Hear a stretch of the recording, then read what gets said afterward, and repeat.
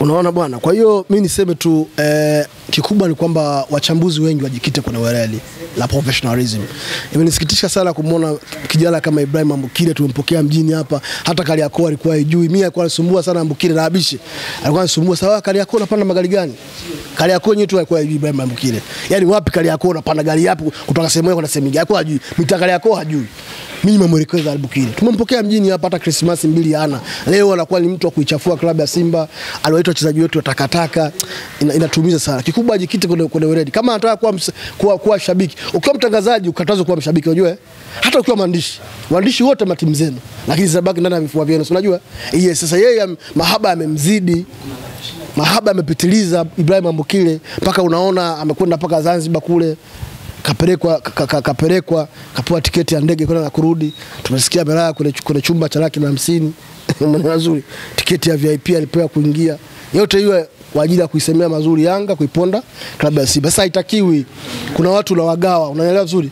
Ibrahim Ambukile saizi nadhani watu wa Simba wengi haendani sawa. Haiko nao vizuri sababu ya aina ya ushabiki ambao ameuendekeza kuliko professionalism ambayo anayo. Kikubwa kila mmoja akijikita kwenye lengo yake, tutakuwa na mpira ambao unajua sisi Simba na Yanga ni furaha za Watanzania. Si unajua? Na Simba na Yanga ndio urithi wa nchi hii. Unaelewa? Yaani kuanzia kwenye ngazi ya kaya mpaka Ikulu ni Simba na Yanga. Kila mmoja na mapenzi yake. Kwenye familia zetu watu wamegawanyika, wengine Simba, wengine Yanga. Ni familia chache ambazo kutana Simba tupu, Yanga tupu. Unaelewa? Sasa kwa muktadha huo lazima uwe unaangalia jinsi ya kubalance vitu. Ukiwa ni Simba, jionyeshe usimba wako. Ukiwa ni Yanga, wewe kuwa Yanga yako. Hakuna atakaye kuzuru. Mimi naona watu wa Yanga. Sana. Tunapigana simu, tunazungumza nao kwa sababu wameshani verify mimi sio mwenzao. Kwa chochote tunachosikia kutoka kwangu wanakichukua kama utani wa jadi. Unaelewa? Lakini leo hii mimi nikawa mchambuzi mkubwa au mwandishi mkubwa, bado nikaendeleza na ushabiki huu na kwa sio sahihi. Unaelewa?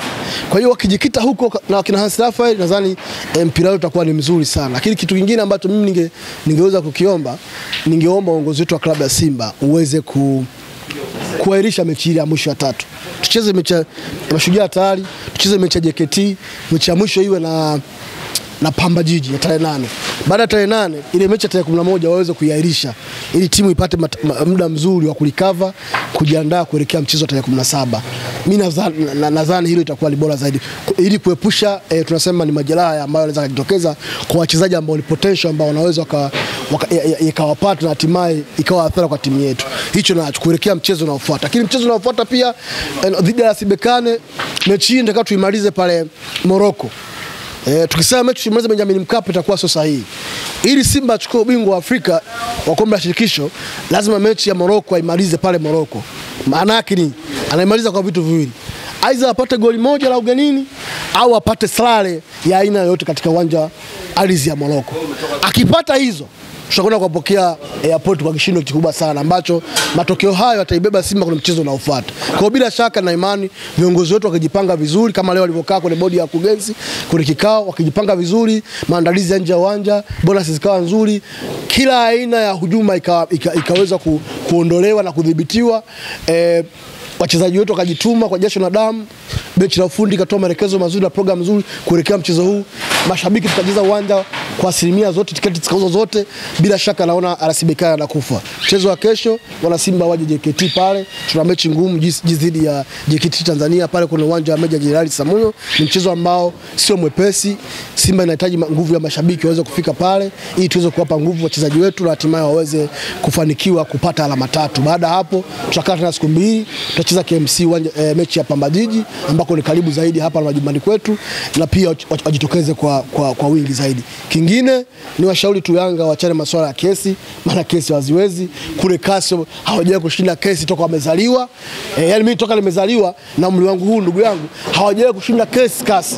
Kwa kuanzia leo ni vyema wakajikita kwa mambo mengine ya msingi ya kimaendeleo ya klabu yao kuliko kujikita kwenye migogoro, lakini kujikita kwenye masuala ya kesi na vitu vingine.